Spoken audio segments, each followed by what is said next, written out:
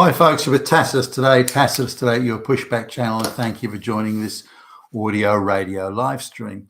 In this essay, I'd like to talk about book prizes and book awards and literary awards and literary grants and so on. The landscape has changed, drastically and radically over the last 20 to 25 years, and I think it's even amped up recently. And this came to light when I was looking online to buy a book to see if I could find it. Was out of print, so I needed to do some running around to try and find it. And I came across the top, the book award list. This is meant to be this particular online bookseller. They list the various things, New York Times awards and various literary awards from around the world, some of which used to be quite prestigious, that are no longer. The list just contains every fucking book is there's anti-white male propaganda, anti-Western world propaganda, and the lies that again, if things were this bad, they wouldn't need to rely on lies, but they absolutely, they so heavily rely on untruths, some of them quite grotesque, in some of these books. And now, being a bit of a history buff, it doesn't take me long to pick them up. So I looked at a few books. I'm thinking, how is it possible that so many nondescript young black women can be writing about the evils of white society and oppression and also with they're rubbish writers, assuming they even wrote it. I'm not sure they did, but and they're able to an unknown writer writes the first book, which is a load of absolute crap, and yet they win a prestigious award straight out of the gate. I mean, no, that doesn't happen in the real world, or not a merit-based world at least. So we have to assume, or not assume, we can know with certainty that the whole game is rigged, and we're being fed propaganda in order to make that propaganda. To get people to read it and digest it, they've got to give it the veneer of legitimacy and the veneer of wow, look at this, they won the such and such award. Oh, I'll have to buy that book. And there are people who are guided by, as I once was, by the way, guided by these bestseller lists. Now, I used to again, doing a shitload of business traveling, I was a big consumer of books, so I would try and use the time on aeroplanes. It's like nearly 5 hours, say San Francisco to New York or something, or 12 to 14 hours Sydney to LA. I mean, plenty of opportunity to read, and so I'd often get a lot of books, and the bestseller lists and the book awards listings were made up quite a part of my book selection. I'm looking over at a bookshelf now, and biographies of Abraham Lincoln and John Adams and Alexander Hamilton and Nikita Khrushchev and others. I can just looking over there, and these decisions to buy those were to a large extent, at least, guided by who won awards and the positive reviews and the write-ups and so on. And I was rarely, I don't think I was ever disappointed. Some of them were maybe a bit of a tome when I thought, gee, they're moving slowly here. There's a lot of detail that's unnecessary in moving things along. But similarly, I admired and appreciate the exhaustive nature of the work that was gone to in doing these biographies and some other history books. The American bookshops, certainly in the I'm talking, say, beginning in the 1980s, the American bookshops, some of them at least, were very, very good in terms of the range of books they had, and equally that they were very good at laying their hands on books that maybe were out of print or just simply hard to get. You could go to the bookstore and they would say, I can get it for you in 2 days. And if I was in the area for long, I was in Massachusetts once, Boston, and there's a great bookshop there, and they said, no, we can get it for you. There's another really good bookshop in downtown or near downtown Philadelphia. There's another that they managed to get stuff for me that would have been much harder to get in Australia. Nonetheless, these book prizes, the book reviews, the New York Times book review, I used to pay a lot of attention to that. If they said a book was good and reviewed it very positively, then I would say, okay, well, I accept that that's going to be a good read.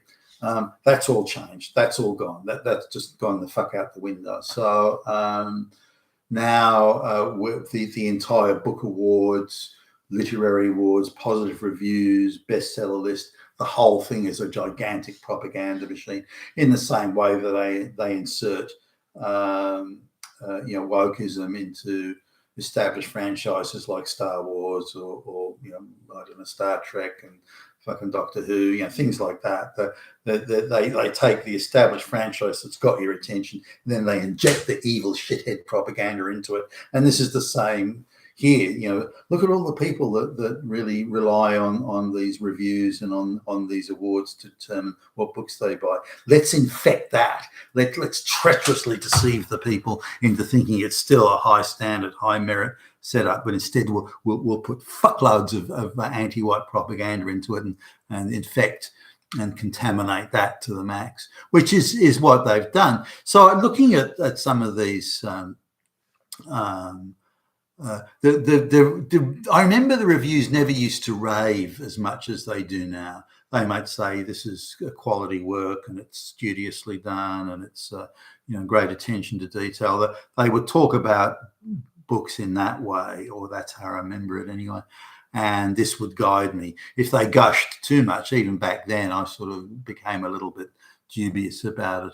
But now it's all gush and no fact. And so anyway, this one of the supposedly best books on slavery, written by a black activist. Again, they don't say that it's an activist, which is a problem in my view. The author is an activist, and so anyway, so I'm looking at this, and the errors of fact are just, oh fuck. Now it's meant to be a history book. It's won an award for history. And it won an award for excellent writing and multiple awards. The reviews from all the newspapers are glowing and gushing. But within, online, you could look at it, the first few pages online or several pages. And so I having a look at it, and the facts are glaring. It's hard to believe that fact checkers or editors or there's no standard of merit in whether a book goes to print or not. Now, having put manuscripts up for publishing and so on in magazines and whatnot before, and had some of them published, the fact checkers would come back and say, "Hey, Billy Bob, you got this wrong. That instead of a bagel, it was a muffin," or something, like a minor thing, but they would pick it up. There would be people going through it and saying, "No, look, this is not right. You have to change this." So I did, and I was grateful that they were putting that time into it. But the idea was that quality work would go into the magazine, and I'm talking about trashy novels here. I'm talking about history books and so on. Great effort was made to for accuracy. So this is not the case in these books. They're winning all these awards. What are they winning the awards for? The only award, or the only reason I can think that they're giving is that they hate on whitey, the hatred of white people and white society and straight white males, Christians and so on. That's all that's needed now. As long as you're hating on whitey, you get the award. And they're talking up books that are so ordinary and so badly written and so badly researched, and they're just half-assed anecdotal stuff. I was talking to this black chick the other day that said the whole world is an evil, racist, whitey plot, and bang, that's it. That's your story. So here's just a few here. This again, a young black woman who's just a low IQ fucking activist who's been gifted a publishing deal that she shouldn't have been. In a real world, she never would have got published. Or even got to college for that matter. So she claims that there's firstly, she talks about the number of slaves that were taken from Africa, and says that white people went into the African interior and just grabbed black people random. Absolute lie. The next thing she talks about were the slaves that were processed through white white ports on white ships. Absolute lie, total fucking lie. Then she goes on to talk about the amount of slaves that died in transit. And again, total lies, complete lies. So, for example, there's a ship where there was an outbreak of cholera on the ship, and most of the slaves and the crew, the white crew, all died because of this cholera outbreak. Now, she rewrites this and says that the white crew killed the black slaves, and which is completely untrue. And you know, within just a number of pages, I could pick out so many lies and misrepresentations that it was mind-boggling. Like if a high school kid, like if a first-year high school kid, and I was a teacher, handed in that paper, I would have flunked it. I'd have given them a fucking zero for that. The work was so shoddy. Now, I don't believe that she's being motivated purely by shoddy work. She's this author and the publishers who are doing it, who are siding with her, and the industry that is backing her up, because she's backed up by a big industry now. They just want the shock value, you know, the shock value of all these lies, and so that they can put this about. And it appears to be an authority. Well, if it's published, it must be true. So this idea. Did you know that the entire black population of the world was murdered 100 million times over by Hitler? And they just want that sort of idiotic type narrative out there. And so book after book after book is absolute fucking rubbish. It is pure fucking propaganda, mind-altering lies and propaganda, mind control, just absolute bullshit. And as long as people are trained enough to see the world in victim terms, they go, "Oh, that's right, those evil people." So that this is having an effect, and it's also, you know, creating a lot of social division. You know, all these lesbian cat ladies that can't, you know, or cat ladies that can't get laid or something. You know, all they can do is they're not like guys that'll go online to find news and that's accurate, reliable. They're much more likely to consume this and to believe the myth of the Martians have landed and so on, and much more likely to embrace and say, well, the world's terrible. You know, if my circumstances are not optimal, then it must be because of this miasma of evil that's everywhere, and it's because of these Nazis and this black chick is telling me just how bad things are. But again, if things are that bad, you don't need lies. You don't need these exaggerations. You don't have to say things that aren't true, or if one person, you know, got a stubbed their toe on the pavement or the sidewalk, you don't need to say that 1 million people got murdered.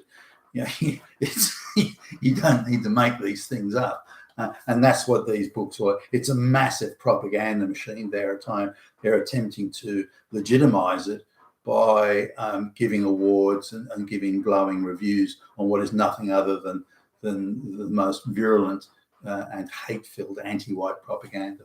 You've been with Tacitus today, your Pushback channel, and thank you for listening.